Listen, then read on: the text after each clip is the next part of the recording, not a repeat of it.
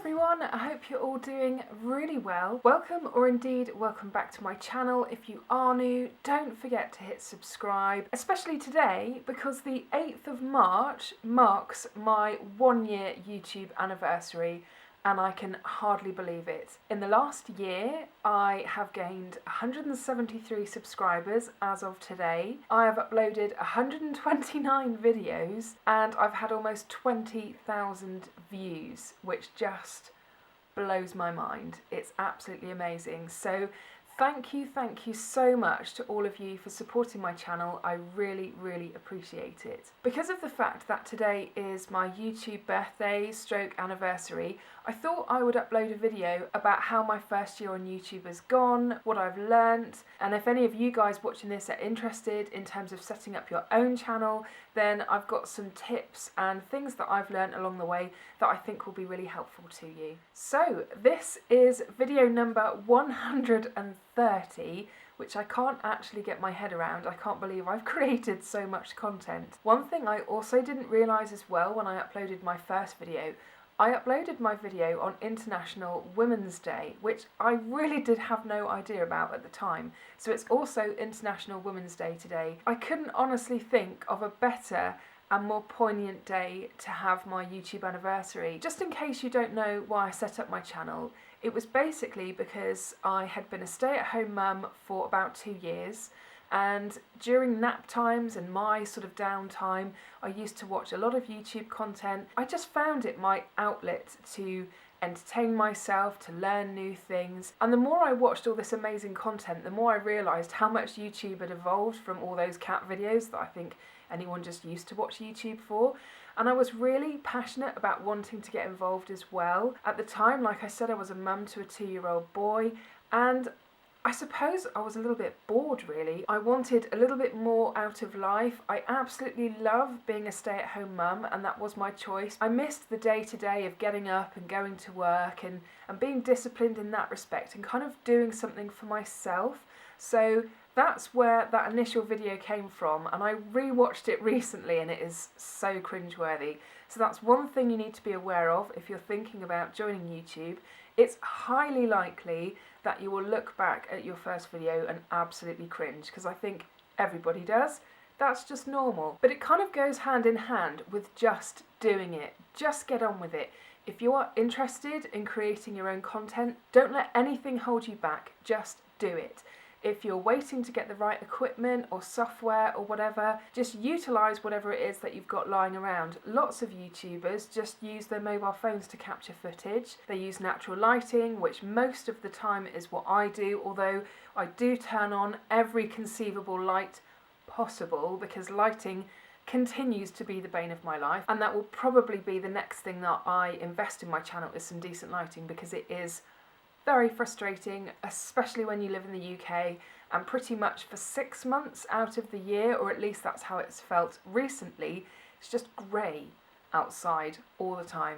So just utilise whatever you've got lying around. Before I got a tripod, I used to balance my camera on a series of books and boxes and hope that I had everything set up okay. Before I got a remote control like this so I could focus the camera, I used to think that I had it focused, take some footage, quickly take the SD card out, put it in the computer.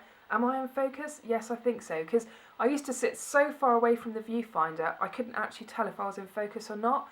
And when I think about all of the time that I wasted of going back and forth just trying to make sure I was in focus when I just had to maybe sit a little bit closer to the camera. It's one of those things where you will learn as you're doing it, and you probably will evolve quite a lot, because I feel like I have, as I've learned stuff as I've gone along. And that kind of neatly brings me on to the next subject in terms of learning as you go along. I have learnt such a huge amount in the last year, and some people have been a little bit sniffy about why I'm doing YouTube, whether it be because they think it's a waste of time or whatever. But for me, I really needed to do something else in my life, and I feel that I've picked up transferable skills that, as and when I do get a job, I can actually talk about the skills that I have picked up that I didn't have a clue about how to do before I started. Okay, so I may not get a job necessarily involving some of these skills, but I've still learnt things at the end of the day. How to edit photos, for thumbnails.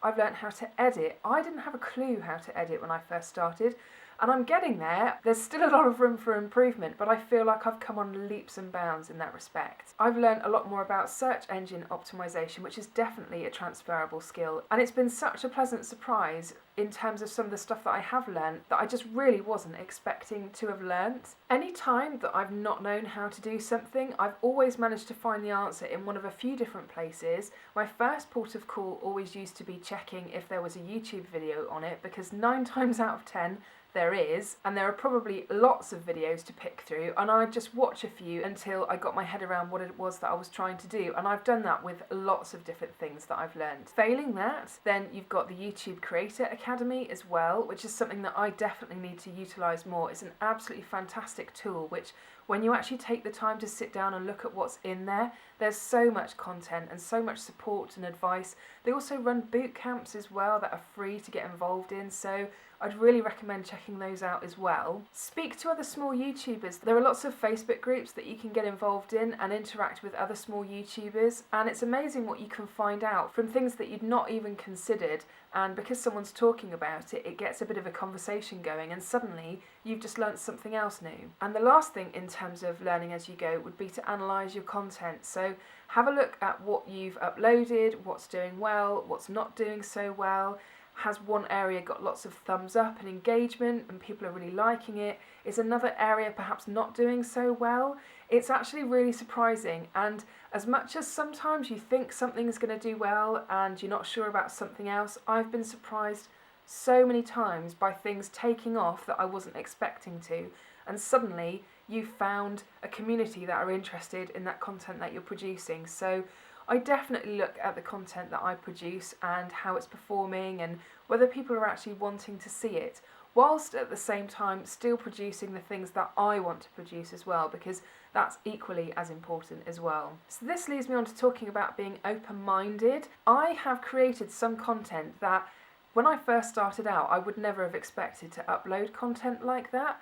Things like bullet journaling. I had no idea what bullet journaling was before I started my YouTube channel. Suggested videos started coming out because I'd started looking at planning videos, and suddenly this whole world just opened itself up to me, and I thought, this is something I'm really interested in. So it's definitely worth being open-minded and experiment with your content as well. Switch things up, change your settings, move around a bit. I filmed in various different locations, and invariably it's due to me trying to chase the light around the house. But you never know when you might find a setup that you just feel at ease with and very comfortable with.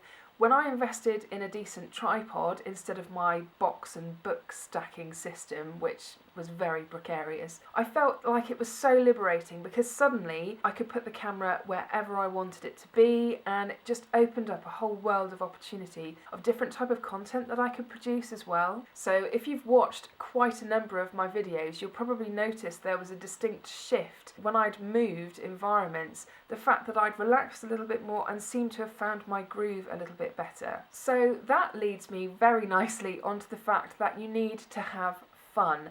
And the first part of that is being yourself. Now, this is something that I fortunately learnt fairly early on in the process. Because I'd watched a lot of different content, and because I've pretty much positioned myself quite squarely within the beauty community area, I'd obviously watched a lot of fairly typical beauty gurus, whatever you want to call them, and I kind of felt like I had to be a certain way and talk a certain way, have a certain kind of background, wear a certain kind of thing, and it wasn't really me. So for the first, I don't know, quite a few uploads that I did, it was a more edited version of myself. Whereas when I changed my setting to where I am right now in my lounge, I felt so much more relaxed, and I suddenly realised that the area in which I really wanted to focus my content on was more down-to-earth beauty.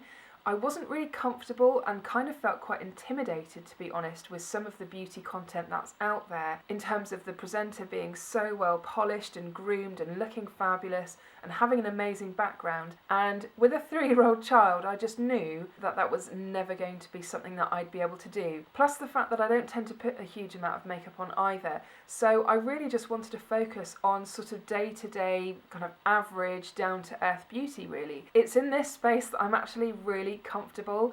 Instead of trying to kind of maybe emulate other people that I'd seen, because let's face it, there are probably thousands of other channels doing that already. I wanted to do something that was a little bit more me. I've definitely had a lot more fun in terms of relaxing, and like I said, I've created content that I would never have imagined creating in those early days because of the fact that I've relaxed so much. So it's really important to actually like what you produce, and don't force it either. If you're not in the mood, maybe have a break, put the camera away, do something else, because trust me, I've made this mistake.